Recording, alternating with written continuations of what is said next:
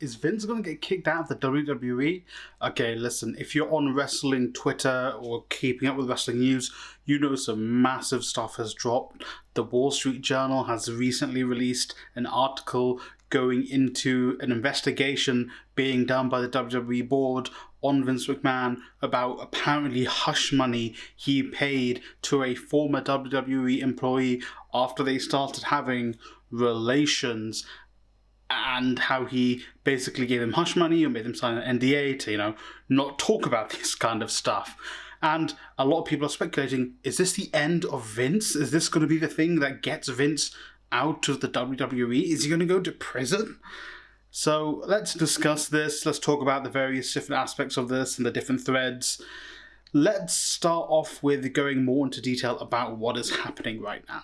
So, the Wall Street Journal recently wrote an article about how the WWE board are looking into an alleged with quotation marks, because I have to say alleged because I don't want Vince to sue me, the alleged hush money Vince paid to a former WWE employee who he allegedly had relations with. So not only did he allegedly give them the $3 million, it is said in the article that it is supposed that Vince not only had relations with this individual, but they also increased their wages by about $100,000 after the relations started with this individual.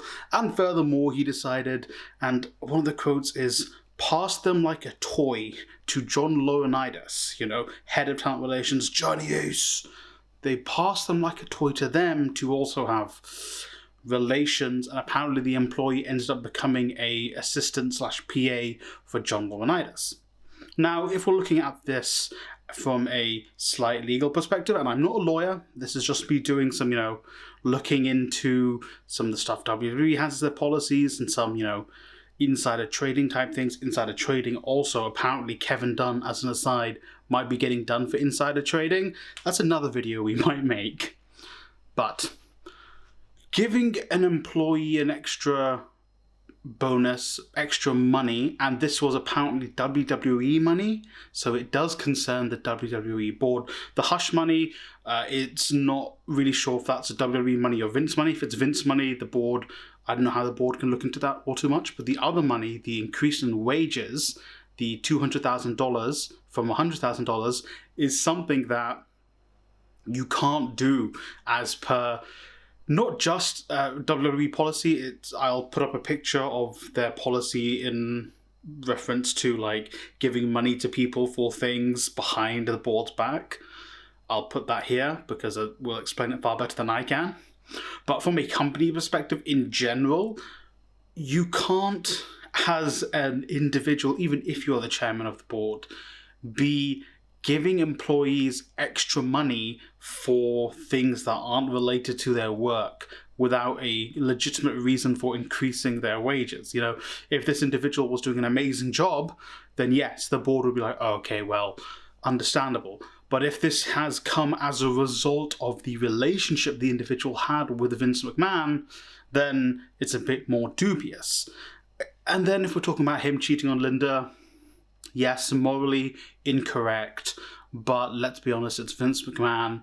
You would expect him to be cheating on his wife. It's Vince. Come on. It's a sad thing, but it's Vince, all right?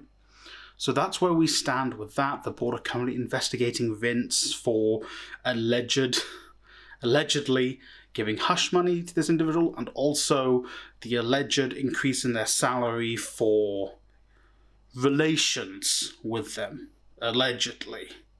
Now, let's move on to the meat of the video, which is Vince going to be gone? How could they remove Vince? Would they remove Vince?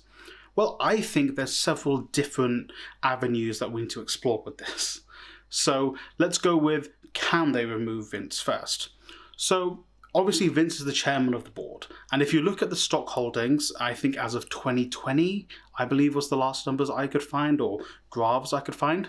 And I'll put the graph here somewhere. So Vince has 30% of the shares in the company. That means he doesn't have a majority of the company shares, which means you'd think, oh, the board can just kick him off if they believe it's the correct thing to do for the company. However, the shares Vince has are something called B shares. Again, I am not a financial analyst. This is just me reading stuff and trying to digest it and tell you. They are B shares, and those shares carry far more weight when it comes to voting on the board than all other shares. So, Vince may have only 30% of the total shares, but his shares are equivalent to 81% of the board's voting power. So even if the rest of the board unanimously said, we're going to get rid of Vince, all Vince has to say is no, and apparently he can probably override the rest of the board's decisions. That's my very, very basic understanding. That might not be correct. If it's not, I may make another video about this, clarifying this, but I will also put all the links in the description down below for you to read all the articles I am quoting and tweets I'm using and talking about. Also remember to follow us on Twitter and Instagram, the handles will be above. So that's kind of where we stand with that. I don't know if the board could vote to remove Vince because of the power he has. Now, the next possible way I would consider Vince leaving WWE or being removed from WWE would be if they sold. It has been alleged that WWE want to sell the company. There have been talks around that Fox maybe wanted to buy them a while ago. Vince would consider a bid of $10 billion for the company. The valuation, I think, is about 5 at the moment. I'm not 100% sure on that. And it's alleged that's why Nick Khan came in, because he's more of a TV exec guy, and he was there to like trim off the fat to get the company ready for a sell. Now, if this sale were to be harmed by Vince's presence on the board, it would be entirely feasible that Vince would step away from the company and then allow the company to be sold. Now, would Vince do that if he's not going to profit? Again, not a financial analyst here, but if there were a way of him potentially selling his shares to people he was trustworthy of, people he was on the same page as, maybe his kids and Triple H, maybe not Linda after this came out, but definitely maybe his kids and Triple H, possibly they get the shares, then when the company sells, the money goes to them. Again, I don't know how that works. Could they give the money to Vince afterwards? Don't really know how US legal stuff around that works, so I won't delve too deep into that, but if he feels his presence is going to harm the sale of the company, if he wants to be selling this company, then I think he would step back, because he's like, God damn it, pal, we gotta sell this company. That's the vibe I get from that. The third and final reason I think Vince might step away from the company is if, I don't know, Fox and or NBC or both would say, well, you know what, we're not going to renew our TV deals as long as Vince is at the helm. Vince would then consider, okay, all of our money comes from TV deals plus the Saudis. That's a little bit of an exaggeration, but also not an exaggeration. They get a lot of money from their TV deals, the Saudi deals they have, and any other, they used to have an Australia deal as well. So with that, you would then sort of consider, okay, well, if my company isn't going to get renewed its TV deal, then if I step away, the company will get a renewed TV deal. I would see Fox giving the same amount of money they gave the last time. Was it 2016? No, can't remember. 2018, when Fox became the channel for SmackDown, and then I would consider NBCU giving a similar deal for Raw when they renew. Would Vince be a hindrance to that? If he is, I would see him stepping back. Again, maybe a similar situation with the selling thing. Sells his shares to his kids and Triple H or whoever he wants to succeed him in the company. And then, I don't know, I think kickbacks might be illegal. So some way of getting him money. Listen, the guy's like 76 years old. Like, he's got to be slowing down, right? He might be older than 76. I think he's older than that. I'll put his age here. So I think that's the third reason he may leave the WWE. For any other reasons, I don't think he will. And saying that, let's move into what I think will actually happen.